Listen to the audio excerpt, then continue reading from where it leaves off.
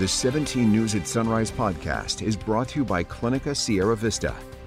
Welcome back to the 17 News at Sunrise podcast, where we share your news on your schedule. Working in the spirit of the Golden Empire, this is 17 News at Sunrise. And good morning here at 5 a.m. Thanks for waking up with us. I'm Maddie Jansen. Chris Burton in this morning again for Alex Fisher. From our 17 News follow-up file now, members of the community and the biological family of Orrin and Orson West held a prayer vigil last night, 1 year to the day since the brothers were reported missing. The vigil was held at the adoptive parents' former home in California City, the same location the boys were initially reported missing from. Those in attendance said they continue to hold out hope the boys will be found safe and justice will be served. Just be like, oh, well, I don't know. If you did something, let people know. Because you hurting people's kids. You taking family away from family. You know what I mean? These were babies. The boys touched a lot of people's hearts. Like, you know, people, they have kids. They have nieces. They have nephews. So to see two toddlers missing, poof, be gone, and nothing, no tracks or nothing, it's just disturbing, and it's a red flag from the beginning. In the year since Orrin and Orson West went missing, new details have been uncovered in the case. 17's Christian Galeno has those details, plus interviews with family members and experts in these types of crimes. You can find his special report on our website, kget.com. 5:03 is your time now, and we're tracking coronavirus around the state. Governor Gavin Newsom last night announcing a new mandate affecting California healthcare workers. The governor says all of them will be required to get a COVID booster shot. The mandate came in a tweet, which reads, quote, "With Omicron on the rise, we're taking immediate actions to protect Californians and ensure our hospitals are prepared." The tweet promises more details during a formal announcement today. California was the first state to require healthcare professionals to get vaccinated. That was all the way back in August. And students, meantime, are already home for the holidays, and now they're going to stay home a little longer. University of California college campuses are going back to remote learning. UCLA and 6 other campuses, including Irvine and Riverside, announced that the 2022 winter quarter will begin with 2 weeks of online instruction, though housing and dining halls will be open on some campuses. Students are advised to stay home and learn remotely as Omicron cases continue to surge. And with cases of the Omicron variant now doubling every 2 to 3 days, President Biden's out with a plan to help slow the rapid spread. The strategy includes shipping at-home COVID tests to anyone who wants one and sending military staff to hospitals overwhelmed with patients. NBC's Alice Barr has the latest from Washington. Good morning, Maddie. Hospitals already stretched thin from battling the Delta surge are now staring down a crushing new flow of patients. But while the signs look alarmingly like the early pandemic, President Biden insists vaccines and treatments mean we're better prepared for what's ahead. With the highly contagious Omicron variant driving a challenging new phase of the war against COVID, President Biden rolling out a new battle plan. We all want this to be over. But we're still in it. And this is a critical moment. Amid surging demand and long lines for COVID tests before Christmas. Frustrating to say the least. The president announcing new testing sites and a plan to start mailing 500 million free at-home tests to anyone who requests one. He's also sending 1,000 military members to support overburdened hospital staff and deploying FEMA to build overflow capacity. We stockpiled enough gowns, masks, and ventilators to deal with the surge of hospitalizations among the unvaccinated. Today we're ready. President Biden acknowledging there will be breakthrough cases from Omicron while stressing the protection vaccines and critically boosters provide against severe illness. Almost everyone who has died from COVID-19 in the past many months has been unvaccinated. Now, as signs of the early pandemic reemerge, from pro sports leagues postponing games to mayors cracking down with new mask mandates, and in Chicago, a vaccine requirement for indoor public spaces, the president and top health officials insisting this is not March of 2020. Where we had to lock down, not see anyone else. We have more tools now. Tools we'll need as America braces for the worst of the Omicron surge. President Biden is facing sharp criticism for not acting sooner, especially to expand testing. He defended the response, saying Omicron is spreading more rapidly than anticipated, while insisting the administration is ready. In Washington, Alice Barr, 17 News. Here at home, Kern Public Health reported 220 new cases yesterday and 4 new deaths. According to state data, 112 people are hospitalized locally with coronavirus. 27 are in the ICU. There are still no confirmed cases of the Omicron variant in Kern. However, Fresno County reported its first known case of the variant yesterday. Now to our 17 homicide tracker and new developments this morning in a homicide in McFarland. 2 people have been arrested and a third has taken his own life. Police say 18-year-old Adam Sanchez was shot and killed on San Pedro Street on December 16th. Another man, Eduardo Flores, was wounded.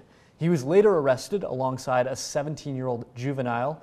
McFarland police say the third suspect, Jose Salcedo Jr., shot and killed himself as officers were closing in on him in Bakersfield. One person's dead following a crash south of Bakersfield. The accident happened just before 4 o'clock yesterday afternoon at the corner of Adobe and David Roads near Highway 99. According to the California Highway Patrol's traffic incident page, one person inside a Ford pickup truck died at the scene. No further information has been made available. The Delano City Council, meantime, is considering changing to an ordinance in order to allow cannabis businesses. April 6, 2021, man wounded in shooting in front of a legal marijuana dispensary. Just 2 months ago in October of 2021, one wounded, 2 others injured in Orodale marijuana shop robbery. 2020, death of man found inside marijuana dispensary ruled a homicide. They met him. Former Kern County deputy and current investigator with the district attorney's office, Nelson Diaz, spoke out against the change at Monday's city council meeting, citing increased violence in Bakersfield after it allowed dispensaries to operate within city limits. The previous city council approved the ordinance banning such businesses in 2017 in a unanimous decision. No decisions were made at this week's meeting. 5:32 is your time now. In your 17 Court Watch, Kern County public defenders have been appointed to represent the man accused of raping and killing 13-year-old Patricia Alatorre of Bakersfield after the defendant's previous Los Angeles-based attorneys withdrew from the case last week. Chief Deputy Public Defender Tanya Richard confirmed in court yesterday that she and Deputy Public Defender Thomas Pope will represent 25-year-old Armando Cruz going forward. Supreme Court Judge Colette M. Humphrey set a hearing for January 25th, where a new trial date will be scheduled. Cruz, who is accused of killing Alatorre back in 2020, could face the death penalty if convicted. Calling him a danger to society, prosecutors are seeking no bail for a former McFarland High School basketball coach accused of trying to meet a minor for sex. Fernando Pruneda was previously convicted of contacting a minor to commit a sex act and was sentenced to prison last year. Pruneda was arrested November 13th in a sting operation in which prosecutors say he planned to meet someone he believed was a 14-year-old boy for sex. He's currently out on $75,000 bail. Prosecutors are asking that Pruneda be given no bail, or failing that, bail be set at $1 million. A court filing by Deputy District Attorney Stephanie Ziegler says, quote, "The defendant is a pedophile, and as long as he is not in custody, juveniles are not safe from his advances or manipulations." Judge Michael Bush will take up the matter and formally arraign Pruneda today. Also due in court today, a Kern County firefighter arrested for allegedly possessing more than 500 images of suspected child pornography. The Sheriff's Department says 35-year-old Christopher Vega was arrested at his home Monday and is being held on $2 million bail. Detectives served search warrants Friday at multiple locations in a child porn investigation and say they identified Vega as a suspect. The images were reportedly found on devices seized from his home and place of employment. Anyone with additional information is asked to call KCSO at 861-3110 or Kern County Secret Witness at 322-4040. In your Crime Watch this morning, the American Red Cross is asking for your help after someone broke in and stole a trailer full of relief supplies from its property in Northwest Bakersfield. The Red Cross says it happened Monday night at their location on Gilmore Avenue, and it appears that thieves tried to make off with 2 trailers, but were only able to get 1 out successfully. Though a setback for the organization, it says this theft really affects those in need of emergency support most of all. These supplies are needed by the communities that we serve to help ensure that everyone has safety and has a safe place to go in terms of a disaster. If you've seen a Red Cross trailer featuring the organization's logo, you're asked to call the Sheriff's Office at 861-3110. Meantime, California Highway Patrol is once again stepping up enforcement, looking for intoxicated or distracted drivers over the holiday weekend. The maximum enforcement period will begin at 6 p.m. Friday and last through midnight on Sunday.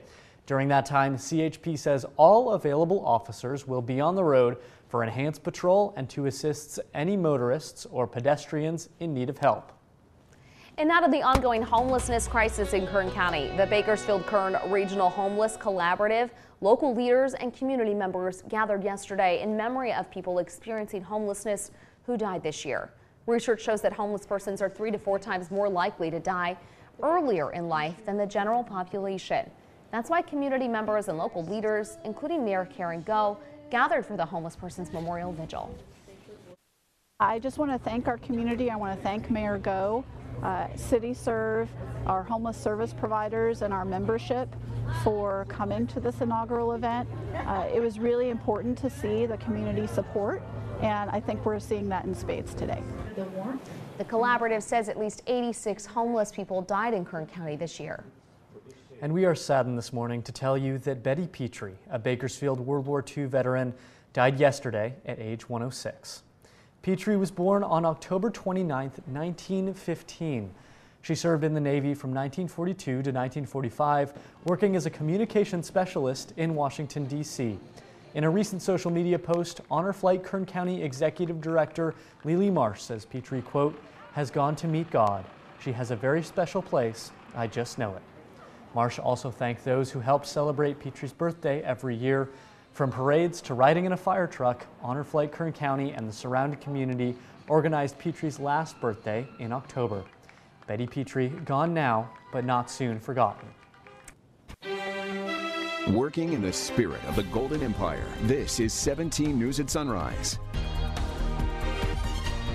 The 17 News at Sunrise podcast is a production of KGET and Nexstar Media Group.